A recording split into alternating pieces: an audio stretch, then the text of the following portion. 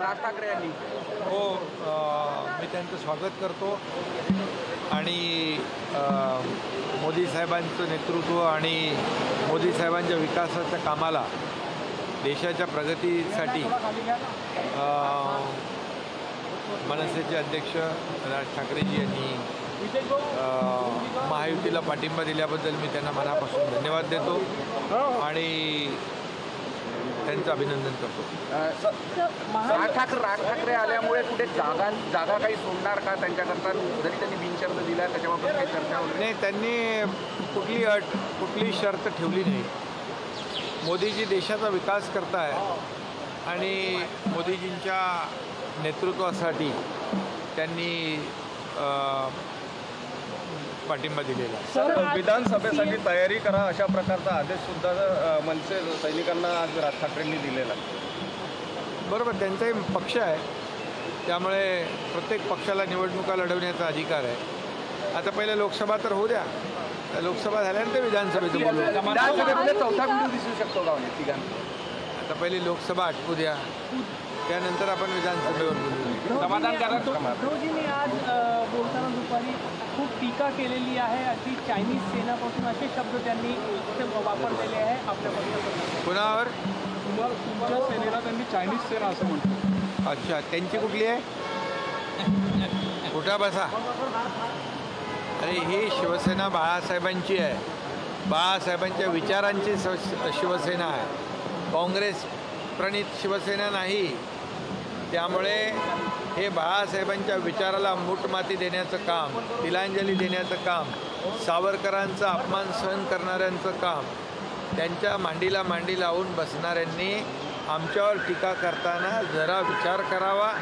आमची भूमिका स्पष्ट आहे. तुम्ही मित्रपक्षाच्या पाठीत खंजीर खुपसून या सत्तेच्या खुर्चीसाठी, स्वार्थासाठी, मुख्यमंत्री पदासाठी बाळासाहेबांचे विचार तुम्ही विकले, सोडले आणि धनुष्यबाण गहाण ठेवला आणि शिवसेना वाचवण्यासाठी, शिवसैनिकांचं खच्चीकरण थांबवण्यासाठी आम्ही ही भूमिका घेतली आहे बाळासाहेबांच्या विचारांची. सर, मनसे ने सपोर्ट किया है मोदी जी को. बिल्कुल, मैं उनका तहे दिल से स्वागत करता हूँ कि मोदी जी के नेतृत्व के लिए मोदी जी ने जो देश का विकास किया है, देश को आगे बढ़ाया है और इसलिए उन्होंने महायुति को सपोर्ट किया है.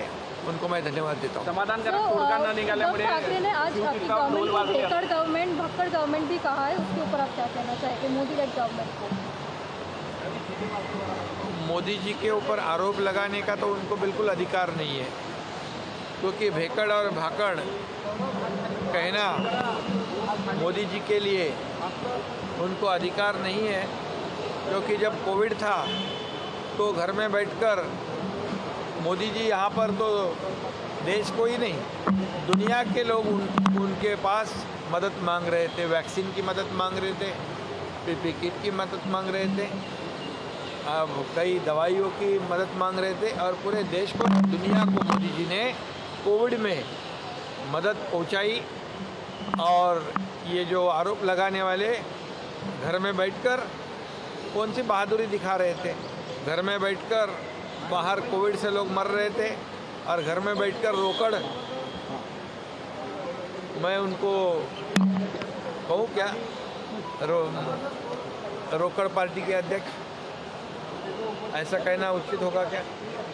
तो रोकड़ गिनने वाले मोदी जी को भेकड़ कहने का उनको अधिकार नहीं. समाधानकारक न निघाल्यामुळे जे आहे शिवतीर्थावर ढोल वाजल्याचा जे अंबादास दानवेंनी म्हटलं, समाधानकारक तोडगा न निघाल्यामुळे शिवतीर्थावर ढोल वाजल्याचा अंबादास दानवे म्हणाले. उद्या शिवसेनेच्या उमेदवाराच्या प्रचाराकरता स्वतः पंतप्रधान येणार आहे, कसं पाहता या सपोर्ट? नाही, प्रधानमंत्री महोदयांनी महाराष्ट्रामध्ये अनेक सभा दिलेल्या आहेत. महाराष्ट्रावर त्यांचं पहिल्यापासून प्रेम राहिलेलं आहे आणि खरं म्हणजे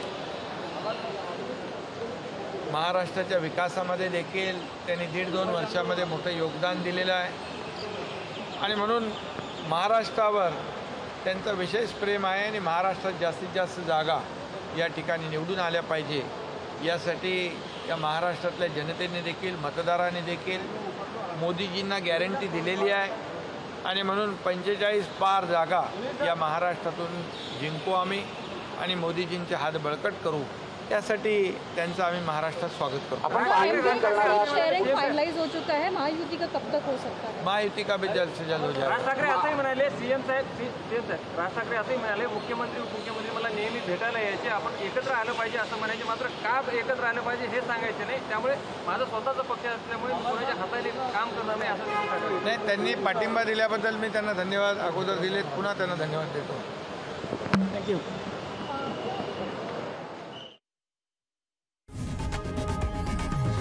लोकशाही मराठी ऐका, पहा, जागरूक रहा.